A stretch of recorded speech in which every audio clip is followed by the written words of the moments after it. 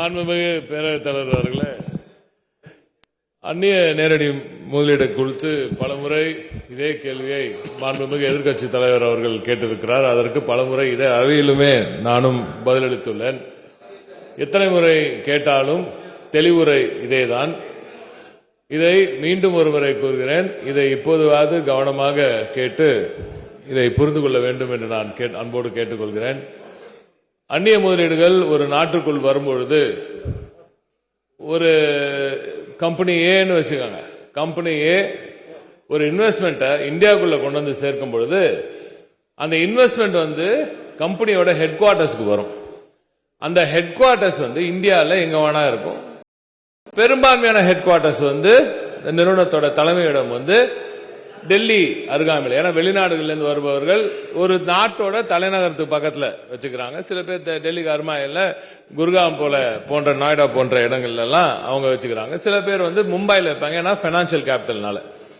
எனவேதான் அந்த முதலீடு எங்க வருது என்று கணக்கெடுக்கும் போது அந்த நிறுவனத்தோட அந்த தலைமை நிறுவனத்துக்கு போய் சேரும் பொழுது எஃப்டிஐ ஸ்கியூ ஆகுது. அந்த அந்நிய நேரடி முதலீடு நம்பர் அந்த ஊருக்கு போகும்.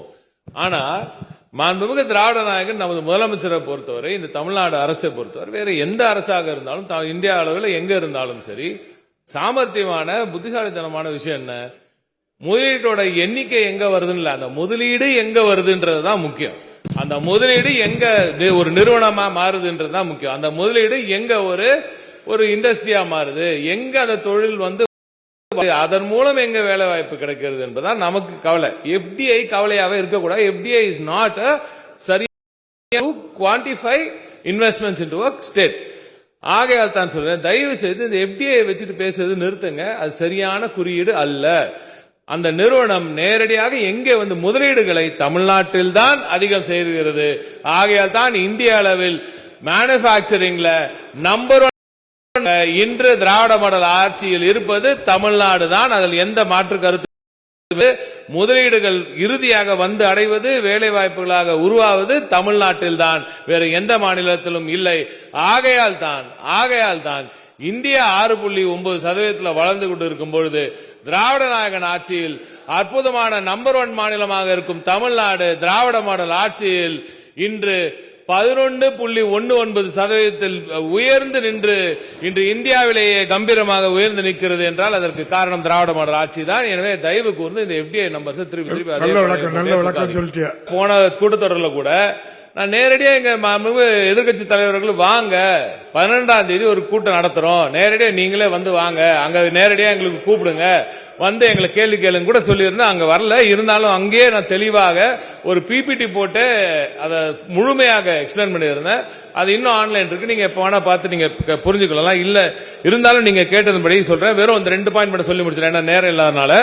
மாண்புமிகு திராவிட நாயகன் நமது முதலமைச்சர் அவர்களின் வெளிநாட்டு பயணங்கள் மூலம் மட்டுமே ஒட்டுமொத்தமாக 69 புரிந்துணர்வு ஒப்பந்தங்கள் கையெழுத்தப்பட்டன. இதுல 26.09% நிறுவனங்கள் அதை மொத்தமாவே பணியவே துவங்கிட்டாங்க, உற்பத்தியவே துவங்கிட்டாங்க. அதாவது முதலீடு கட்டிடம் கட்டி ஆட்களை வேலைக்கு எடுத்து சோதனை ஓட்டம் செய்து முழுமையாகவே இது ஒரு முதலீடாகவே மாறி இங்க தொழில் துவங்கவே ஆரம்பிச்சிட்டாங்க. அடுத்தது 30 ஒப்பந்தங்கள் மூலமா 43.48% ஒட்டுமொத்தமாக நீங்க கூட்டினீங்கன்னா 70%. இப்ப கட்டுமான பணிகள் ஆரம்பிச்சு எல்லா பணிகளும் துவங்கினதே 70%. இந்த 69 புரிந்துணர்வு ஒப்பந்தங்கள் மூலம் மட்டுமே இன்று செயல்பாட்டுக்கு மாண்புமிகு எதிர்கட்சி தலைவர் அவர்களுக்கு தெரிவித்துக் கொள்கிறேன். எல்லா விவரமும் இருக்கு. ஏற்கனவே பல நேரம் இதை பேசிட்டேன். மீண்டும் அதை சொல்ல வேண்டும் என்பது நீங்கள் தான் முடிவு பண்ண வேண்டும்.